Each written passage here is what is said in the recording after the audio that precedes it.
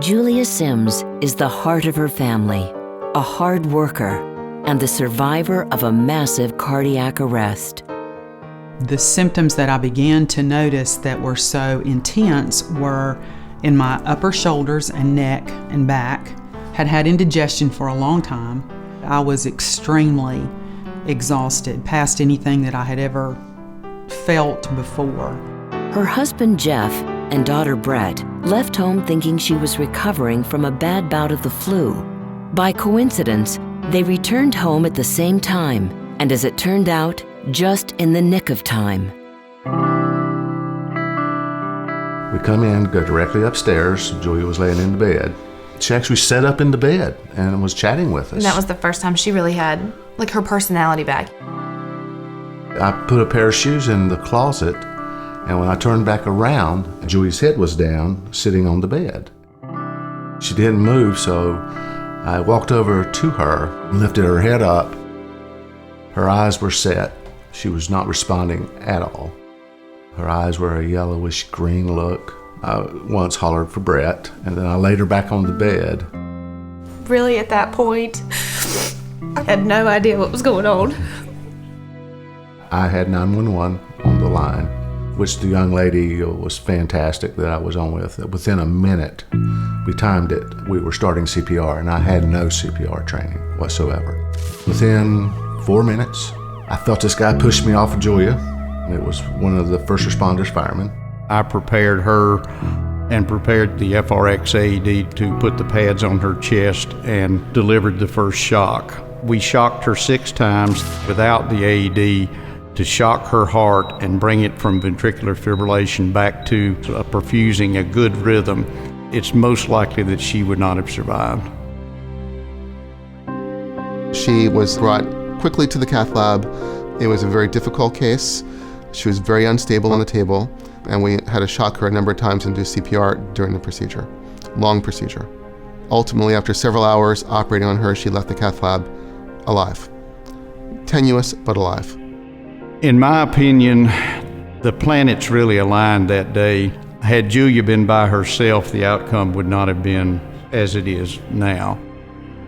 After being in a coma for 10 days, Julia came to with a little memory loss, but minimal damage.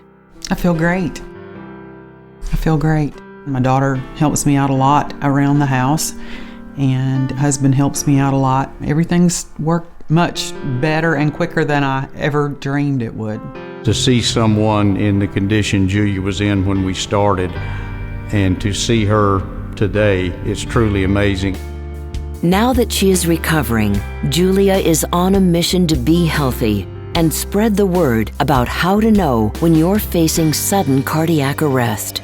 The classic sign is crushing chest pain. Pressure that's episodic, that radiates into the throat, the jaw, down the arm, associated with shortness of breath, sweatiness. Those are kind of the classic signs. I had neither one of those things leading up to this. Women, for some reason, have not so classic signs. Shortness of breath, nausea, fatigue, neck and back pain, epigastric pain. A lot of discomfort between the abdomen and the chin can be misconstrued. Doctors can say, well, you're having reflux, or you're having chest wall pain, or you're having an anxiety attack. Even if the tests are appropriate and the results come back normal, doesn't necessarily mean you don't have heart disease.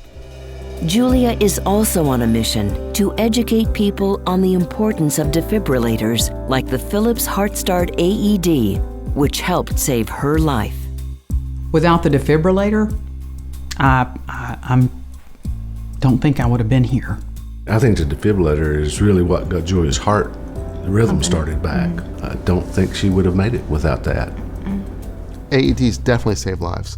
They save lives because there's no other way to get the heart in rhythm. And if the heart stops and there's no circulation, the patient is dead. Had she not had the quality CPR or defibrillation, we would have had a different outcome. That allowed her to get to the hospital. It's imperative that automated defibrillators be available in every city and town. I look forward to buying one. I look forward to buying a defibrillator that I can use in my home. Because it's one of those things that you hope you never need, but when you do need it, you hope you have it. Julia has been forever changed since her cardiac arrest. She has formed close bonds with her rescuers and has nothing but gratitude towards everyone who made it possible for her to be here today. I feel very fortunate and very blessed. Everything that happened that day was just, it all was perfect. And those people who developed that defibrillator were a part of that.